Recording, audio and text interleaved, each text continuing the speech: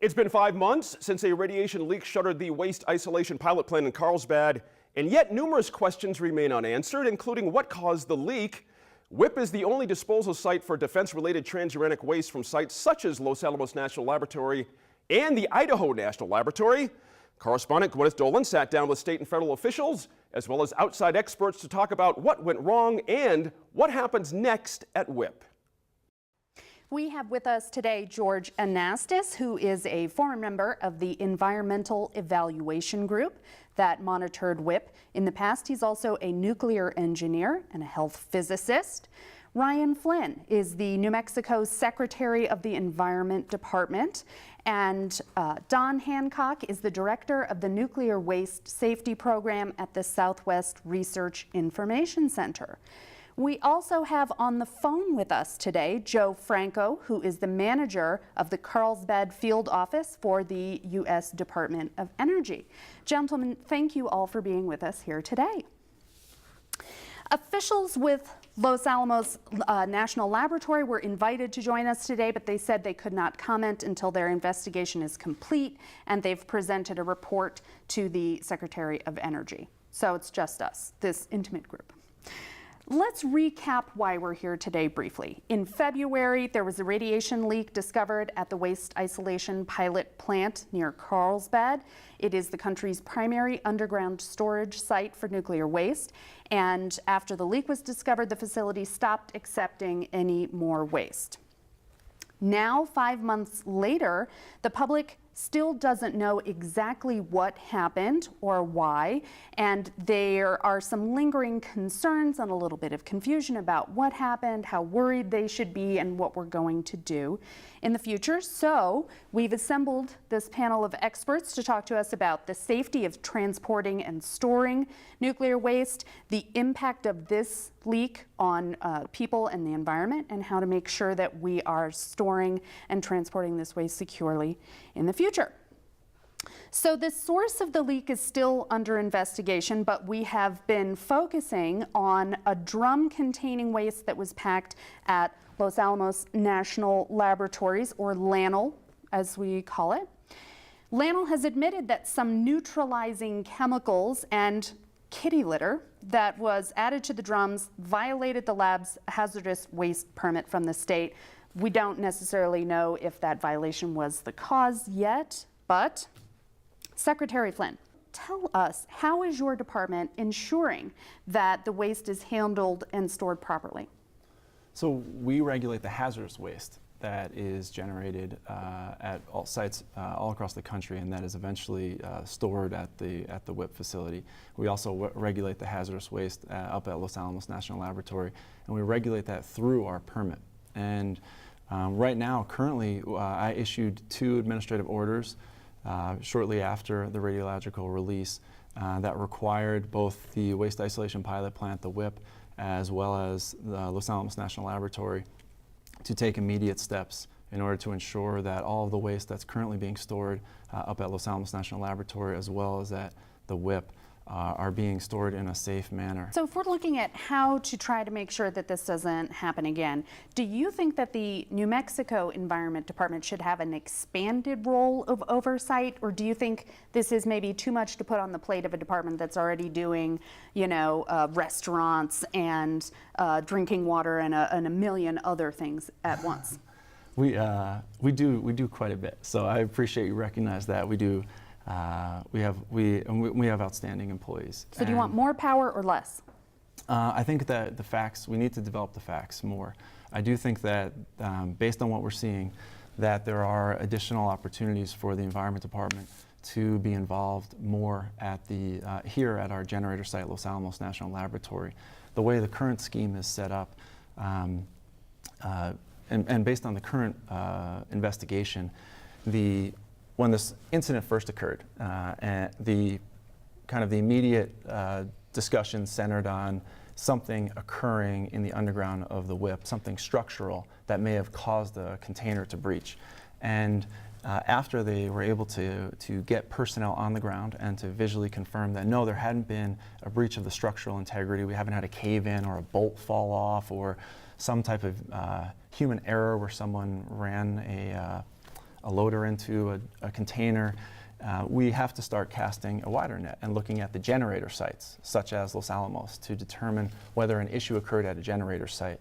And I think there are elements of the Environment Department of our program where, as we continue to gather facts and investigate, that we're certainly going to look to expand in terms of our oversight. But at this point, the investigation is still ongoing. So you might want I think to it'd be premature. widen your net just a little bit, but you're not ready to say for sure. I think we need to know more. I think we need to fully understand what caused this before we can effectively tailor what we believe as a state are the appropriate corrective actions. Joe Franco, we have you on the phone. Are you still with us? I sure am. Wonderful. So I was reading a report from the Department of Energy that said there was some blame to be had for the contractor at WIPP, Nuclear Waste Partnership, saying that it failed to effectively monitor for radiation leaks at the facility or to protect against them. And essentially it said that people who worked there saw things that weren't working quite right but didn't really do much about it. It said, and I quote, "There is a lack of a questioning attitude, reluctance to bring up and document issues, and an acceptance and normalization of degraded equipment and conditions." Is that true? Well, that definitely, as we've looked at and listened to the report, those are items that we are definitely addressing. They have a bit, basically what you've read there is the item that had been identified in our accident investigation board reports. And we definitely take these things seriously. So we are going to, as we get this information to us about here's some weaknesses that have been shown for our programs and processes, we're in the process now of bolstering those, making sure that they are indeed to the hazardous category nuclear facility 2 level, so that we continue to show that the WIPP facility can be operated and maintained in a safe configuration. But Joe, I think that's under question right now. We're spending more than $100 million a year on this facility, and yet this report says that the contractors we're paying to do it aren't even maintaining their trucks properly. Is this, where did we go wrong here? Well, there's as if you look at the reports, there's several items that show some weaknesses in the operation of the facility. We do have mechanisms and tools for being able to address those weaknesses, and that is what we're taking advantage of right now. What we have to do is follow our contractual agreements and processes, and make sure that we hold the contractor accountable as we do ourselves, to make sure that we provide the oversight.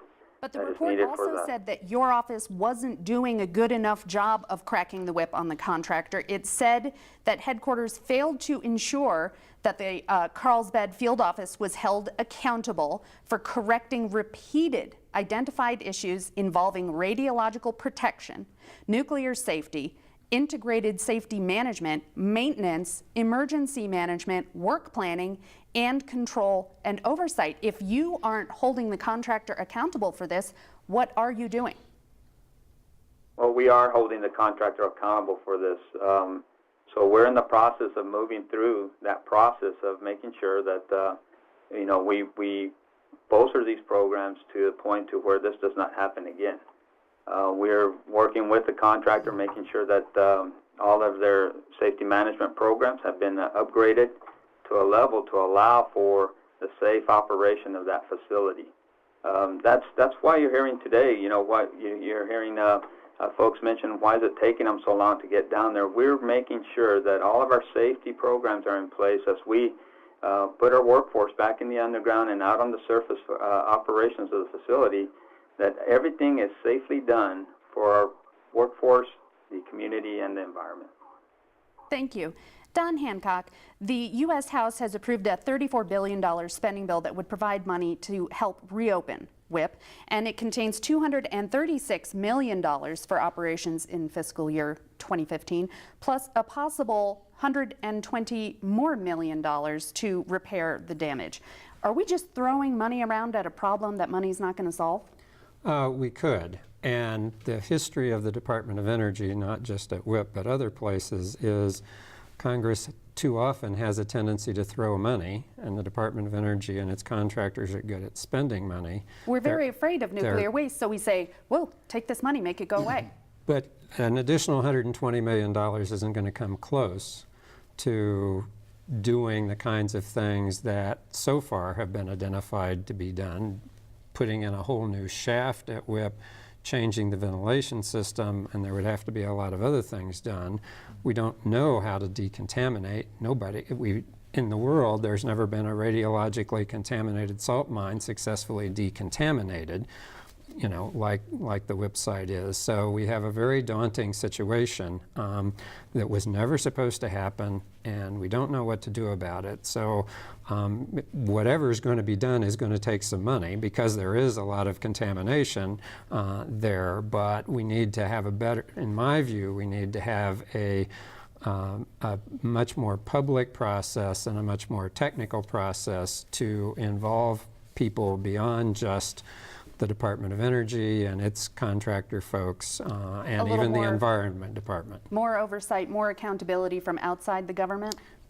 We definitely need that. My organization and a lot of other people have worked for a long time to get more regulation of the Department of Energy and all of its facilities, including WIPP, including going to court and lobbying Congress, et cetera. So we think there is a clear need for more oversight and regulation. Let me ask you two quick questions. Will it be safe to reopen WIPP? We don't know, but I have major concerns that it won't be, because, as I've already said, I don't think the underground actually can be successfully decontaminated. So we're left with a situation, if it reopens, the workers are going to be exposed to a lot more radiation in the future, and that's not a good thing. But what's plan B? If we don't put it at WIPP, what are we going to do? The waste already is someplace. And what we've seen now over the last 15 years, there hasn't been any kind of a breach of these transuranic waste containers at the storage sites on the scale of what appears to have happened at WIPP.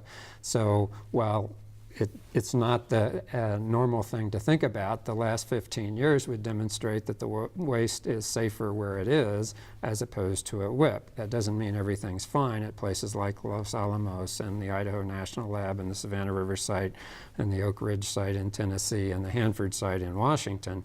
But all of those places have long-term missions to take care of their waste. So they can kind of hang tight for a little while. So they're going to need to be able to do that.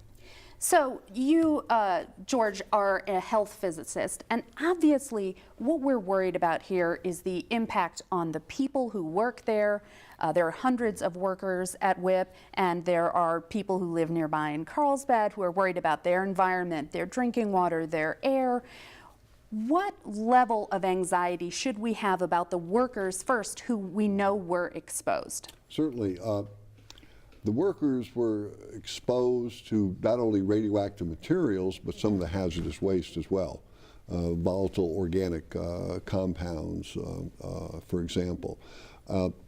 The data released by DOE indicates that the radiation dose to the workers on site was modest, very, very low.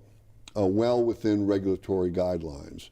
One thing I would like to do is follow up on what Secretary Flynn had to say, is that DOE does its own self-regulation, and its regulatory requirements mirror those in the international and the Nuclear Regulatory Commission arena. The doses thus far from radioactive materials are well below the regulatory standards. And we were talking earlier, you were helping me understand, they're well below what you would get from a mammogram and well below what you'd get from a CAT scan, something like that. That is correct. 1/100th, 1/1000th of what you would get from a CAT scan, a CT scan. But you were also telling me that the worry is that even these small exposures combine with the exposure to these other toxic chemicals down there, and the repeated exposures can add up. That is correct, and that's why DOE is obligated to police itself to make sure that those levels are not exceeded over a length of time. And the key point there is that DOE polices itself. So do you think we should have more cops on the street, on the nuclear street here? I don't like the term cops on the street. I am a firm believer in independent audits, reviews. I do this not only in the United States but overseas as well. I call them performance reviews. And one thing that was mentioned was that DOE is going to redo its procedures and practices and things like that. Well, that's nice, but where the rubber meets the road is, are they following the procedures and practices? Is someone asking the important questions that management have to ask the questions, and they have to have an independent way to review what the folks are saying. Now, an example, and I put these two incidents together, the fire in the salt truck and the radiological release, and based upon my reading of those reports by DOE, is that this is the beginning of the investigation. It's not the end all, absolutely not. To take care of those problems identified, that's the first step. What other pieces of equipment have not been maintained? What other safety systems have been switched from automatic to manual without alerting the folks in the control room? There's a whole raft of questions that I have about those reports. Again, those reports are not the end all. That's the beginning. So if we are not that worried about the human exposure to these workers that we know have been exposed right now, Don Based Hancock, upon the data that they DOE self-reported, has provided. then Don Hancock, what are we so worried about? Well, this is a long-term problem. The WIPP site has more than 91,000 cubic meters of nuclear waste in the ground. It's the largest collection of this kind of waste in the country now. So that's a long-term hazard. And we know that the waste is a long-term hazard. That's the reason the idea is to put it more than 2,000 feet underground, because it's dangerous for thousands of generations. So that's what we're worried about. We're also worried, and people in the state of New Mexico have long been worried about what happens at WIPP. The waste doesn't magically appear at WIPP. It gets trucked across the country and through the state of New Mexico and other places to get there. There has not been a serious transportation accident yet, fortunately, but the safety culture at WIPP has clearly been degraded. The two events clearly show that's the case. So another concern that I would have and other people would have is, over time, is the transportation system also going to degrade? And what does that mean? So we have a very long-term problem for thousands of generations. So it's not just what happened in February, it's not just what happens now, it's what's going to happen long-term in the future. The other thing to say about the WIPP site is surrounded by active oil and gas wells. Again, not the kind of safety environment that we would want to have when you're talking about a place that's supposed to be isolated for thousands of years. So we only have a couple minutes left. I want to ask each one of you to very briefly tell us what you think we, as a group, as a state, as a country, should be doing next that we have not done so far. George, let me start with you. Well, thank you. WIPP is important, and the independent review of WIPP operations, not paper review, but being there and seeing what is being done and assuring that what is said is actually being done independently, outside of the Department of Energy or outside its contractors, really should be required by the state of New Mexico. Thank you, George. Joe Franco, are you still with us on the phone? I sure am. This is your chance to lay some blame somewhere else. What do you think other groups should be doing that they haven't done so far to make this situation better? Well, I think that, you know, the blame if that's how you put it.